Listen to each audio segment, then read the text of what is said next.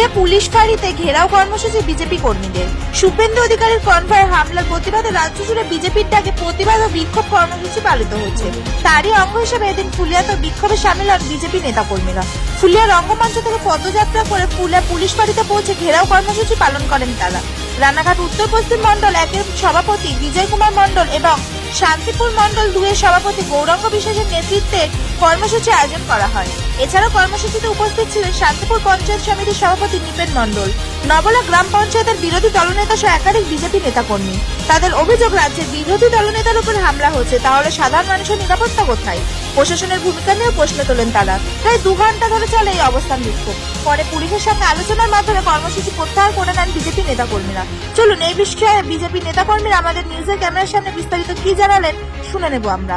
ফুলিয়া থেকে শুভঙ্কর পালের report, HR news 24। কি কারণে কি কর্মসূচি ছিল? দেখুন, আমরা রঙ্গমঞ্চের ওখান থেকে র্যালি করে এসেছি। মূলত শুভেন্দু অধিকারী, আমাদের রাজ্যের বিরোধী দলের নেতা, তিনি আক্রান্ত হয়েছেন কোচবিহারে। তো আমরা চাই যে একজন রাজ্যের বিরোধী দলের নেতা তিনি যদি আক্রান্ত হন, তাহলে আমাদের নিরাপত্তা কোথায়?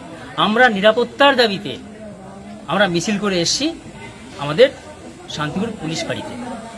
ফুলিয়াতে পুলিশ ফাঁড়ি অবস্থিত, সেই পুলিশ ফাঁড়িতে এসেছি।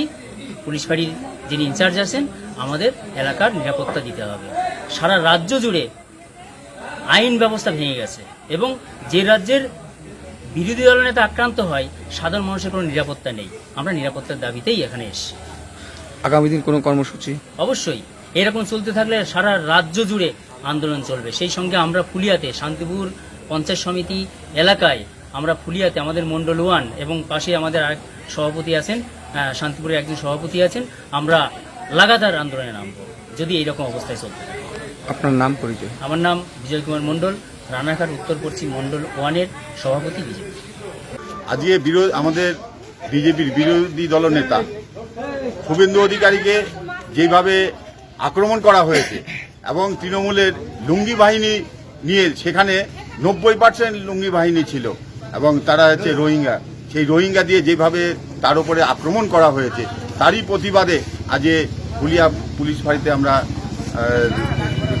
বিক্ষোভ প্রদর্শন করলাম এবং সাহেবের সঙ্গে কথা বলে আমাদের অভিযোগগুলো তাকে বললাম এবং তিনিও তাতে আমাদের সম্মতি দিয়েছে বা আশার আলো দিকে আশ্বস্ত করেছে। কতক্ষণ করলেন?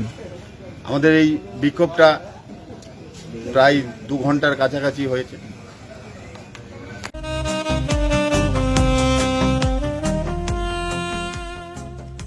সর্বস্তরের ক্রেতা বন্ধুদের শুভ কামনায় বাবা লোকনাথ বাইক পয়েন্ট।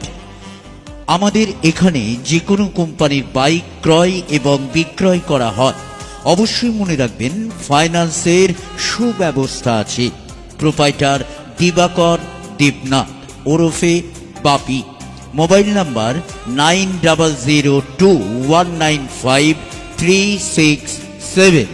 আমাদের ঠিকানা 12 নম্বর জাতীয় সড়ক, শান্তিপুর বাইপাস, পাওয়ার হাউসের নিকট, শান্তিপুর, নদিয়া।